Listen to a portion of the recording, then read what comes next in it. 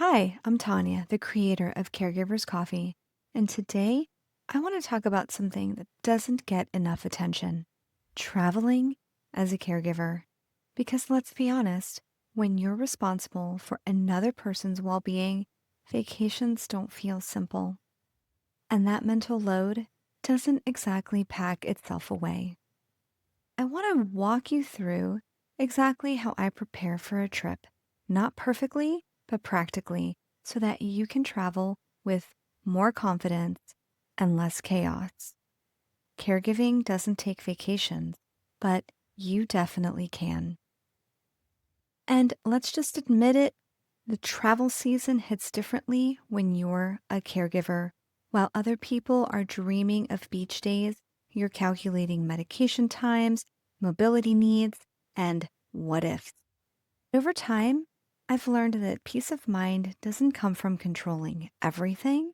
It comes from being prepared just enough so you can exhale a little and enjoy the moment. A few summers ago, we were out of town, and my mom, who was staying at our house, fell in the backyard. It was a real wake up call. She was banged up, but thankfully she was okay. What made all the difference? We had told our neighbors ahead of time. They knew to check in and were able to jump into action without hesitation. That moment showed me just how powerful a simple heads up can be. So, how do we start preparing? Step one, let's gather your essential medical information. Before I even think about packing, the first thing I do is make sure all of the family medical information is updated and in one place.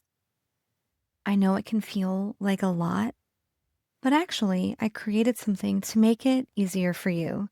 It's a tool called the Family Health Organizer, and it's exactly what I use to keep everything together for our family. You can download it using the link in the description below.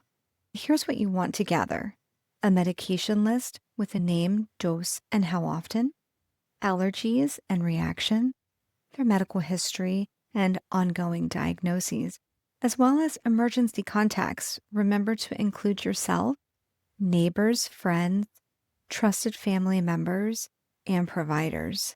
Health insurance details, especially that insurance number, the policy number, and the phone number, plus any power of attorney or advance directives if available.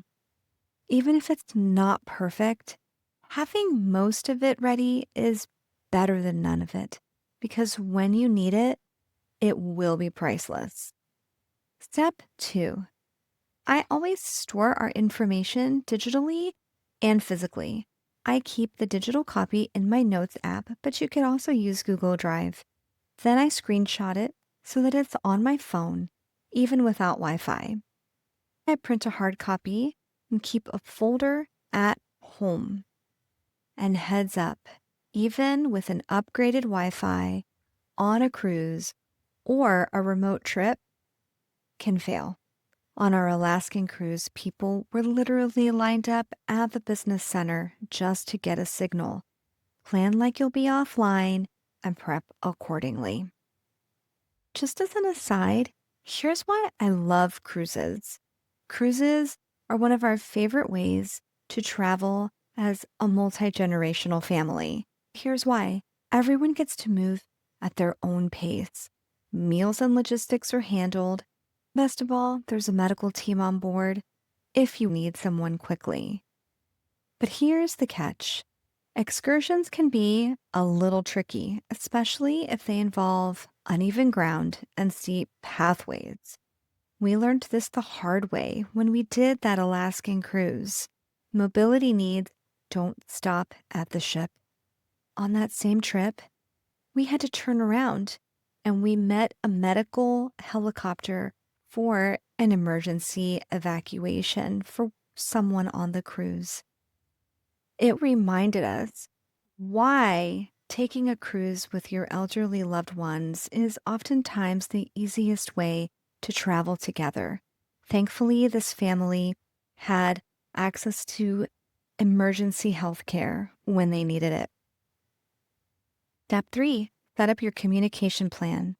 If your loved one is staying at home, leave a clear care routine and med schedule.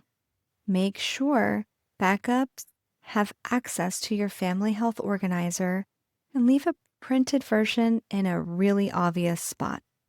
If they're traveling with you, call your hotel or host and let them know about accessibility needs. Carry a short summary of that medical information with you at all times. Once again, that's why I love the Notes app in my phone. Step 4, pack an emergency kit. You don't need a whole suitcase, just the basics. Medications, plus some extras in case you are delayed. And your ID cards, your insurance cards, any legal documents you might have, along with a first aid kit and an emergency contact list. Pack it and have it ready, and hopefully you won't need it, but it's wonderful to have it if you do in an unexpected moment. Step 5, use the support that already exists. Support doesn't have to be complicated. Sometimes it can look like a grocery delivery or a neighbor calling or stopping by, prearranged FaceTime check-ins, short-term respite care, or using a visiting caregiver or an agency. The key is setting all of this up well before you leave so that you can make sure everything runs smoothly. That's what lets you rest and enjoy your trip. So maybe you're thinking, that all sounds really nice, but this is not the season for us to be traveling. And if it's not your travel season, that's okay. You can still use this time to prepare, organize your documents, reach out to your support system. Try one small step that lightens your mental load, because those small steps now, that's what's going to build your freedom to travel later. If you're somewhere in the middle, or maybe you're thinking going on an Alaskan cruise is a bit of a stretch for us, that's really far away, really don't have to go far to feel like you've rested. Try a one-night stay at a hotel close to home. We have some wonderful local resorts in our area, and we've stayed there for long weekends, and these were really great, easy ways to recharge. You can even plan a massage or a hike, or just sit at a coffee shop alone. Plan a weekend that's yours. Even if it's 30 to 45 minutes away, you deserve that time to breathe. And remember, you don't have to be the only one holding all the pieces. Preparing, whether it's for a big trip or a future possibility, is a powerful act of self-care. You deserve rest, you deserve peace, and you deserve joy, even in the middle of caregiving. Don't forget, if you need a place to start, that family health organizer makes it really simple to get prepared. The link will be in the description below.